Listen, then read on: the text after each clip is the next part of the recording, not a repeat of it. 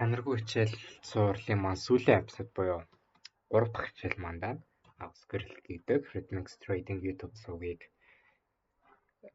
хариуцаж бичлэг оруулдаг хүн байна. Трейдер. За, өнөөдрийн хичээлийн сэдэв дээр макро таймаа 2 дугаар хичээлээр үзсэн макро таймаас хэрэгжиж үзэн. За, 2 дугаарт quarterly shift гэх шинэ сэдэв орж ирнэ. За, volume time гэдэг байгаа. За, optimal trade setup буюу яг арилжаанд орох боломжтой ямар хөдөлгөөний дагуу арилжаанд орох вэ гэдгээр тэр setup хэрэгжиж үзсэн. За, нэмээд яг жинхэнэ чартан дээр A++ setups буюу хамгийн өндөр чанартай арилжааны setup-уудыг үзнэ.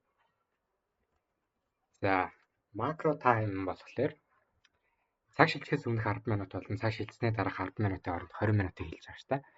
За, цаг шилжилт нь болохоор яг нэг цагийн candle-ны шилжилт гэж болно. Эсвэл зөв өөрөөр ойлгохыг бол яг 1 цагаас 2 цагийн хооронд 2-оос 3 цагийн хоорондох шилжилтүүдийг хэлж бас болно. Тэгэх юм бол 2:50-аас 3:10-ын хооронд ч гэдэм үү. За 4:50-аас 5:10-ын хооронд ч гэдэм үү. Яг тэр 20 минут цаг. Хараа нөгөө 2:30-аас 4:30-ын хоорондох 20 минут цаг гэсэн юм бол байхгүй. Яг цэвэр 1 цагийн хоорондох шилжилтийг хэлнэ. Тэгвэл макро нь ямар учиртай энэ цагийн хүрээ юм бэ гэвэл яг макрогийн үеэр ханшны бага цаг дээр чухал хөдөлгөөнүүд хийдэг. Яг үндсэн хөдөлгөөнийг дамжуулах хөдөлгөөн явуулчих болно. За market structure shift буюу хөдөлгөөний эсрэг чиглэлийн хөдөлгөөний эхлэл маань үүсчиж болно. За entry хийх боломжтой цэгүүд биднэрт өгөгдөж болно макрогийн үеэр үүсч болно гэсэн. За liquidity sweep-үүд явагдана. За тэгээ шинээр үүссэн fair value gap-д үүснэ. За тэгвэл хүмүүс бодох хэрэгтэй. Эдгээр нөхцөл байдлууд чинь энгийн цагийн үеэр ч гэсэн үүсдэг штэ. За макро ямар хамаатай юм бэ гэх баг.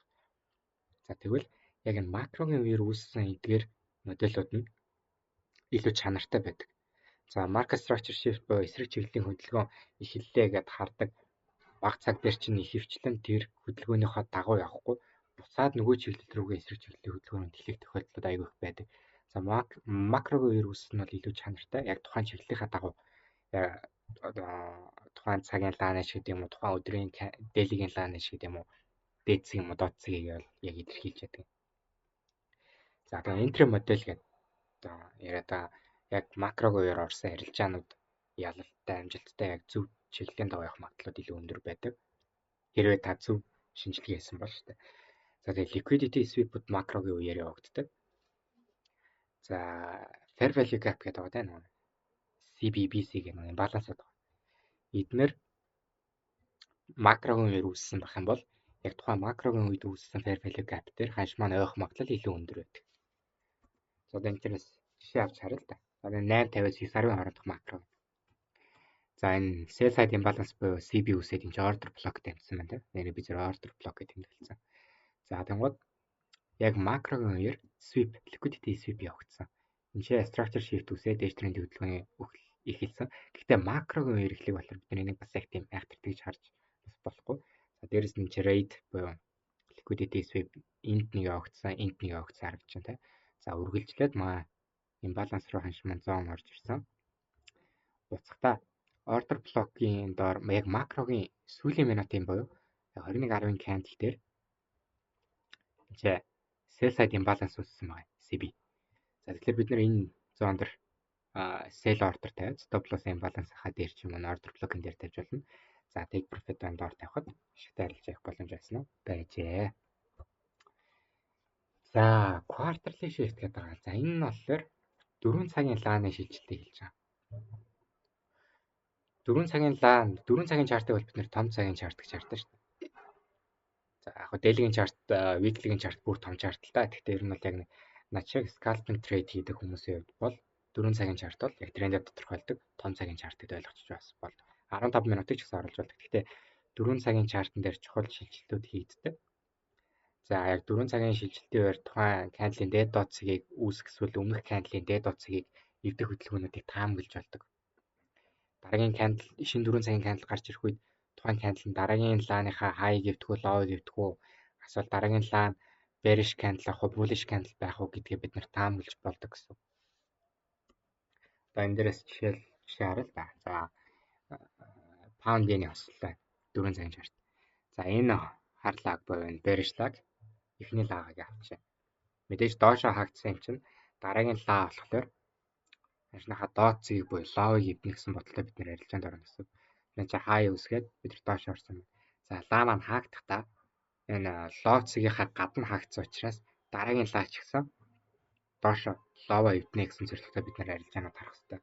За мэдээж дараагийн лаа лава эвдсэн байна. Гэхдээ дэше өсөлттэй буулж хаагдаад хаагдсан цэг маань болохоор энэ каналынхаа хай цэг, лов цэг хоёрынхаа дунд буюу энэ зон дотор хаагдсан байгаа учраас бид нар дараагийн лаагаа энэ каналынхаа хаяыг эвднэ гэсэн таамагтайгаар арилжаанд орно гэсэн. За тэгээд типийг магадгүй бүр энэ өмнөх хаяхаа орой дээр тавьсан ч болно. Тэгвэл дараагийн 4 цагийн лаг харах юм бол лава эвдсэн ч гэсэн хаагдахдаа бидний таамагласны дагуу хаяа эвдээд тэгээ хаа эвдснийхаа гадна хаагдсан учраас бид нар дахиад дээш өснө гэсэн таамыг гаргаж болно. Энэ мэтчлэн ингээд лагаар нь дамжуулаад дараагийн каналын лаа дээшээ цэгтэй байх уу, доошоо цэгтэй байх уу гэсэн магадлалуудыг бодож болно. Бат 100% бол бас биш. Угсаа санхүүгийн зах зээл дээр 100% батарны юм гэж бол байхгүй. Гэхдээ магадлалаа зөв байх магадлалаа бид нар бол шинжилгээгээ хийгээд өндөрсөж байгаа шүү дээ. Жишээлбэл энэ дээр мэдээж улаан хаагдсан юм чинь ханшны өсөх магадлал нь унах магадлалаасаа илүү бага байх нь тодорхой тийм үү. За тийм үү.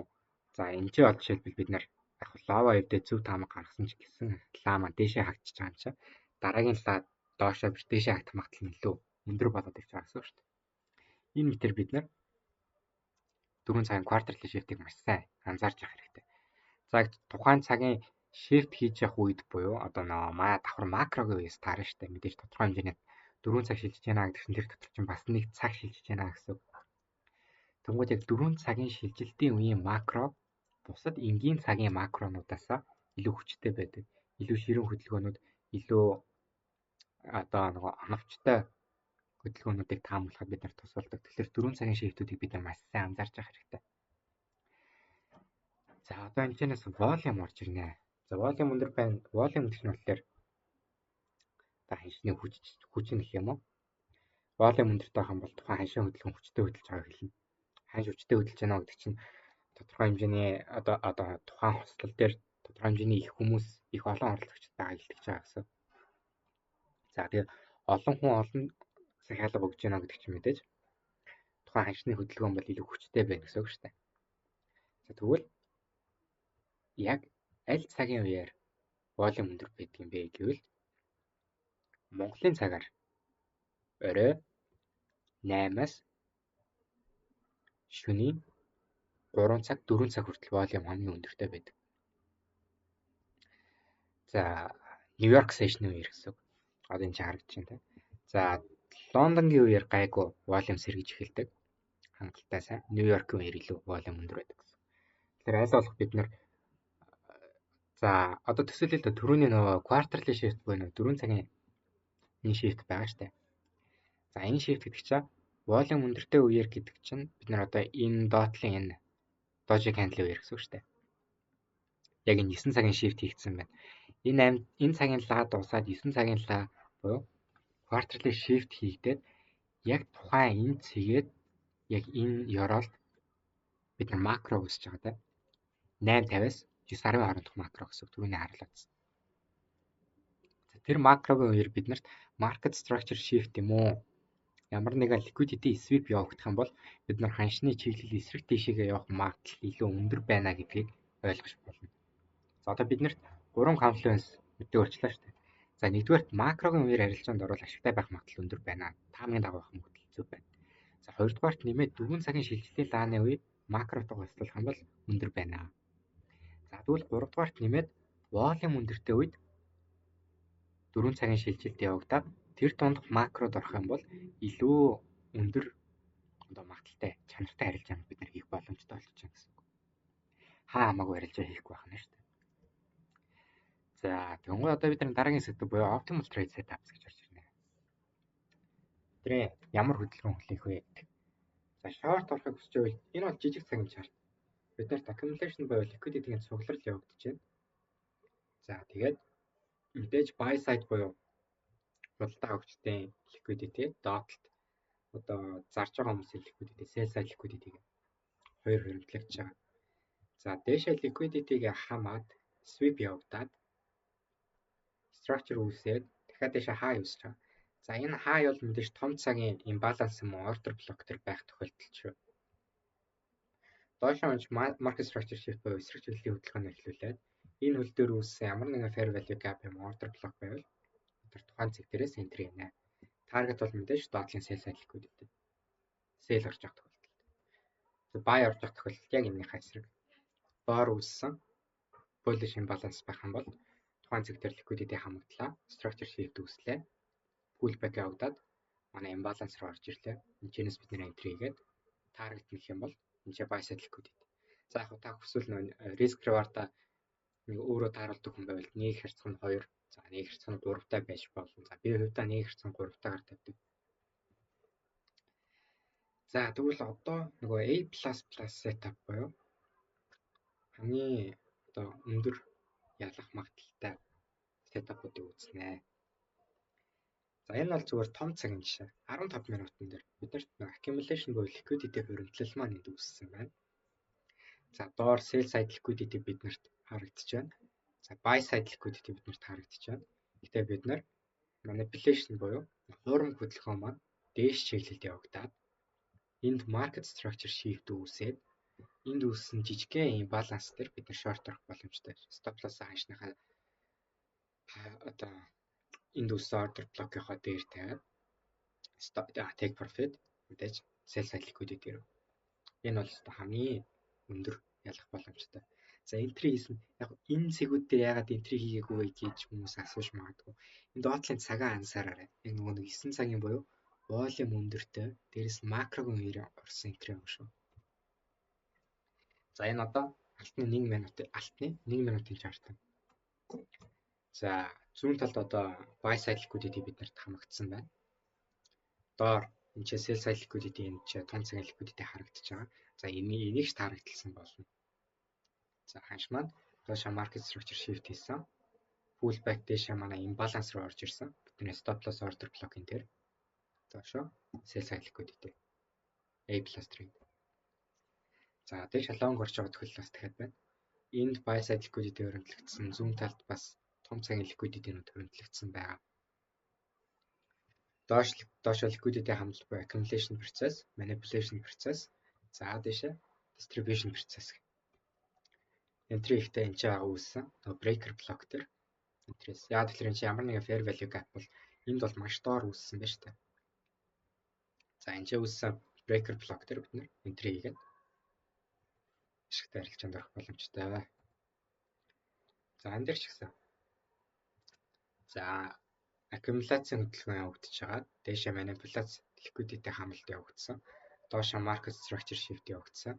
Макрогийн цаг 21:50-аас 22:10. Дээрээс нь volume өндөртэй цаг үргэлжилсэн ханш structure shift-ийнхаа дараа энд үүссэн имбаланс байгаа. За энэ ч үүссэн breaker block-оос харагдаж байна. Зураагүй байгааг утга. За тэгээ entry хийсэн. Stop loss төсвөлийн хаяхаа өрөө дээр take profit sell side liquidity дээр. За энэ дахиад алтны жишээ. Accumulation process явагдсан байна. Доошо manipulation явагдсан. Том цагийн дээшээ тренд. Buy side liquidity бид нарт энэ харагдаж байна. Ханш маань structure shift хийсэн. Дээшээ өсөлт явлаа. Энэ цаг 9 цаг болж байна. Макрогийн үеэр entry их боломж олгож өгсөн байна. Buy side imbalance үүссэн. Макрогийн үед үүссэн imbalance гэхээр иш орж ирээд байх магадлал илүү өндөртэй учраас ордероо тавьсан. Дээшээ явжээ. За энийг л бид нэр A++ setup гэдэг. Accumulation process, manipulation process, distribution process. Энд дээр хүмүүс бид нар заавал энэ ёроолыг олох гээд таамаглаад авах шаардлага байхгүй. Заавал энэ том өсөлтийн хөдөлгөөнийг хүлээгээд авах шаардлага байхгүй. Яг мөнгөний дүрмээ дагаад рискээ баримтлаад өдөртөө нэг арилжаа юм уу, хоёр арилжаа хийгээд явхад ямар ч асуудалгүй яг энэ процессыг дагаад явах. Ингээд хэлж байгаа мэдээж яг байнгын ийм гоё A+ setup-ууд бол үүсэхгүй. Гэхдээ 7 хоногт бол хэд удаа бол үүсэх нь бол баттай үүсдэг. За үүсэх болгондоо мэдээж ашигтай байхгүй. Гэхдээ риск reward-ыг бол харж байгаа бах те. Дор хаяж нэгийг хэрцэх нь 2-оос дээш байгаа. Арилжааны 1 өдөр юм уу 2 өдөр алдагдал хүлээлээ. За баг 3 4 өдөр нь алдагдал хүлээлээ гэж бодоход нэг хэрцэн 3 та арилжаа хийгээд ашигтай ганц арилжаанд ашигтай гарахад алдагдлын хэвтэй юм те. Нэгийг 1% шүтүүлдэг байсан бол 7 хоногийн сүүлд тэгэхэд хас 2%-тай ч маш бага дээр байна гэсэн. 2 арилжаанд ялахад та арилжааны 7 хоногтой нэмэлттэй. 1 сарын хугацаанд та заавал 10-20% ашиг хөөх шаардлагагүйгээр 6% ашигч хүсэх юм болно. Фанд арилжааны данцтай бол. Тэгээ би бас байнга хэлдэг. Тэгээ Forex юм бол rich quick scheme бол биш ээ. Хурдан баяждаг юм биш ээ.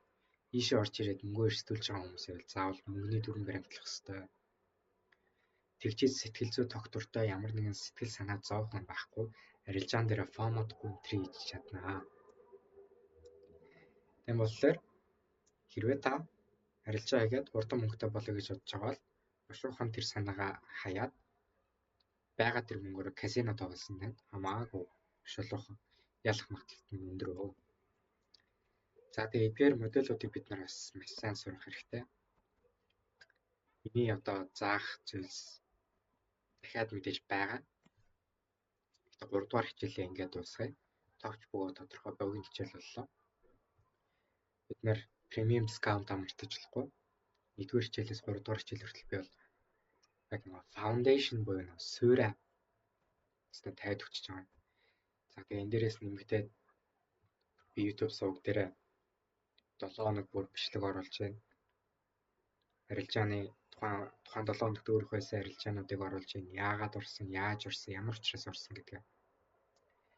Чадвал арилжааныхаа үеэр бичлэгнүүд хийгээд тэр бичлэгээ яг ингээд тайлбарлаж байгаа процессоо постлно.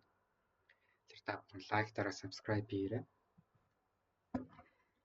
За тэгээд чанаргүй хичээл гэж нэрлсэн нь бол мэдээж үнэгүй бол ямар ч үн төлбөр байхгүй. Тийм учраас тэгж нэрлэж байгаа. Яг нь чанаргүй гэдэг нь яг үнэхээр чанар муутай хичээл гэсэн утгаараа биш. Би өөрийнхөө зөвөр мэддэг бүх зүйлээ тайлбарлаж байгаа. Би багш хүн биш. Тэгэхээр мэрэгжлийн багшийн төвшөнд зааж чадахгүй учраас бас чанаргүй гэж хэлсэн гэж хэлж болно. Гэхдээ та бүхэнд хангалттай сайн ойлголт өгсөн гэж бас бодож байна. Тэгээд дараагийнхаа бичлэгийг үзээд намайг дэмжиж лайк дараарай. Facebook дээр судлаа төлбөртэй сургалт явуулдаг хүмүүсээс болгоомжтой. Интернет дээр хангалттай олон үнэгүй мэдээллүүд байгаа. Одоо энэ концептыг зохиосон ICT маань өөр хүртэл YouTube дээр нь ямар ч үн төлбөргүй англи дээр хичээлүүд нь байдаг. Тэдрийг бас үзэж болно. Тэгээ хамаагүй Монголын ашиг хийдэг хүн тодорхойгүй. Одоо нэг $1000 сургалт, $100 сургалт, $500 Forex сургалт гэдэг. Тиймэрхүү юмнуудад битгий хууртаж мөнгө алдаарай гэж хэлмээр байна. Тэгсний оронд та баг өөрийнхөө тэр мөнгөөр арилжаанд ороод алдаж оноод үзсэн. Танд хамаагүй илүү туршлага болно. Тэгээд арилжааныханд карьерт нь амжилт хүсье. Битгий бууж өгөөрэй. Мөнгөний дүрмөө сайн баримтлаарай.